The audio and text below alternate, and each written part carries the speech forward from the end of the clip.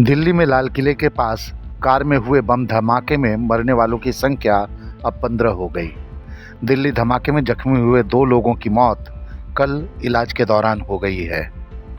इस बीच एनआईए ने दिल्ली धमाके में इस्तेमाल कार के जिस मालिक आमिर राशिद अली को गिरफ्तार किया था, उसे अदालत ने 10 दिन के लिए एनआईए की रिमांड पर सौंप दिया है।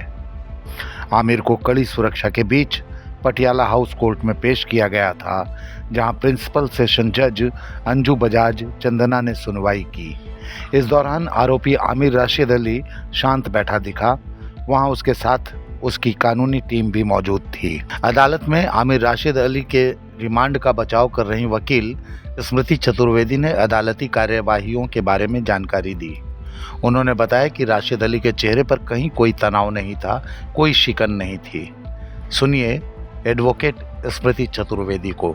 देखिए, मैं रिमांड एडवोकेट हूँ, मैं कोर्ट से अटैच्ड हूँ। कोर्ट में कोई भी फ्रेश अक्यूज आता है तो बीइंग अ रिमांड एडवोकेट मैं उसको रिप्रेजेंट करती हूँ।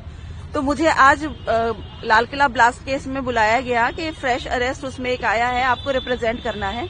एनआईए ने उसमें 10 दिन की रिमांड की डिमांड की है, जिसको मैंने अपोज किया कि आज इसको क्योंकि अरेस्ट किया गया है, पता है कि ये रजिस्टर्ड ओनर है, तो और क्या रिक्वायरमेंट है। बट कोर्ट में एनआईए ने दलील रखी कि इन्वेस्टिगेशन के लिए 10 दिन की रिमांड भी कम है, क्योंकि इन्वेस्टिगेशन अभी कंप्लीट नहीं हुई है और इसमें और कौन कौन लोग शामिल हैं उसको पता करना बहुत जरूरी है। बहुत सीरियस मैटर है ये, इसलिए 10 दिन की जो रिमांड है वो कोर्ट ने ग्रांट कर दी है। मैम, आपने आमिर से बात की थी? 10 दिन बात की थी, क्या कुछ कहा आमिर ने आपसे? आपने आमिर से बात की थी कुछ? आमिर से मैंने पर्सनली जाके बात की। मैंने उससे पूछा कि आपका क्या रोल है इसमें, आपने क्या कोई हाथ है आपका इसमें, शामिल हो आप? आमिर ने किसी भी बात का जवाब नहीं दिया। बस एक बात का जवाब आमिर ने दिया मुझे कि he is the owner of that vehicle. कोई ले जाने की जरूरत तो कोई मुझे उसके फेस पर कुछ भी ऐसा नजर नहीं आया, कोई ग्लानि, कोई पश्चाताप, कोई शिकन भी नहीं थी उसके फेस पर। मैडम, आप कब पेश किया जाएगा आमिर को कोर्ट में दोबारा? 10 दिन आफ्टर 10 डेज। कोई डेट फिक्स है? कोर्ट ने क्या कुछ बताया क्या लेकर जाना है? कुछ ऐसी जानकारी दी गई सर? सकती है एनआईए ने एक रिटन मुझे रिप्लाई, एक एप्लीकेशन दिया था जिसमें सारी उन्होंने डिटेल दी है, but I can not reveal that. ने क्या कहा, क्यों रिमांड चाहिए, कुछ बता पाएंगे क्या आप? एनआईए ने कहा फर्दर इन्वेस्टिगेशन के लिए आगे कौन कौन लोग शामिल हैं, उसके इन्वेस्टिगेशन के लिए आमिर का रिमांड पे दिया जाना बहुत जरूरी है।